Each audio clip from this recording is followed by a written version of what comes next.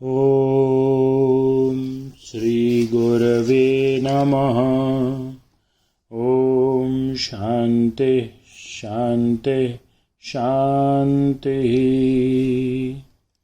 प्रणाम भगवान। स्वामी विवेकानंद जी के दिव्य ग्रंथ ज्ञान योग के अध्याय बहुत्व में एकत्व,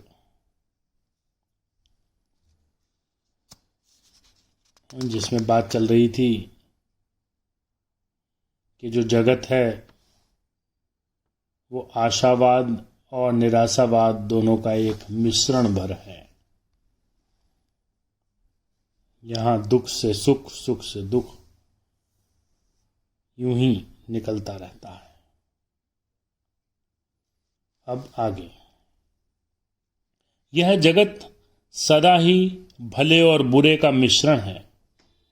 जहां भलाई देखो समझ लो कि उसके पीछे बुराई भी छिपी है।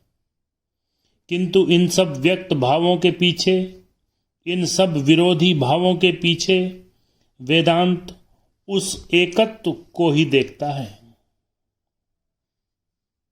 वेदांत कहता है बुराई छोड़ो और भलाई भी छोड़ो।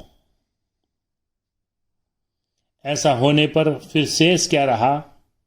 अच्छे बुरे के पीछे एक ऐसी वस्तु है जो वास्तव में तुम्हारी अपनी है।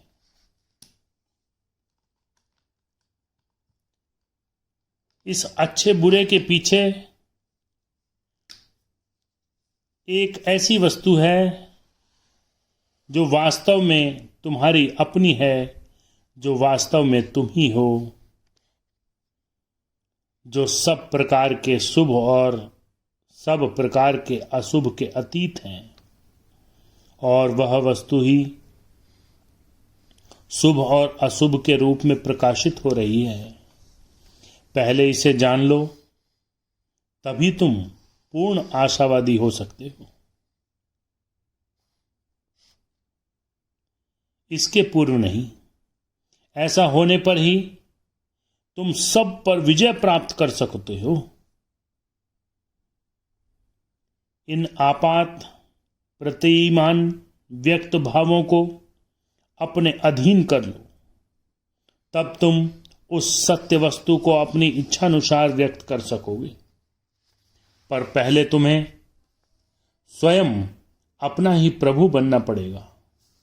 उठो, अपने को मुक्त करो। समस्त नियमों के राज्य से बाहर चले जाओ, क्योंकि ये नियम निरपेक्ष रूप से तुम पर शासन नहीं करते। वे तुम्हारी सत्ता के अंश मात्र हैं। पहले समझ लो कि तुम प्रकृति के दास नहीं हो। पहले समझ लो कि तुम प्रकृति के दास नहीं हो, न कभी थे और न कभी होंगे। प्रकृति भले ही अनंत मालूम पड़े, पर वास्तव में वह ससीम है।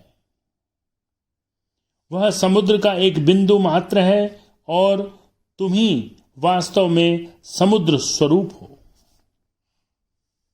तुम चंद्र, सूर्य, तारे सभी के अतीत हो।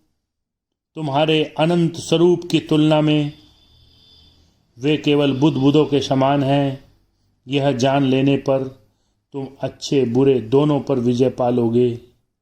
तब तुम्हारी सारी दृष्टि एकदम पवित्र परिवर्तित हो जाएगी और तुम खड़े होकर कह सकोगे, मंगल कितना सुंदर और अमंगल कितना अद्भुत। यही वेदांत की शिक्षा है। ओम शांति शांति।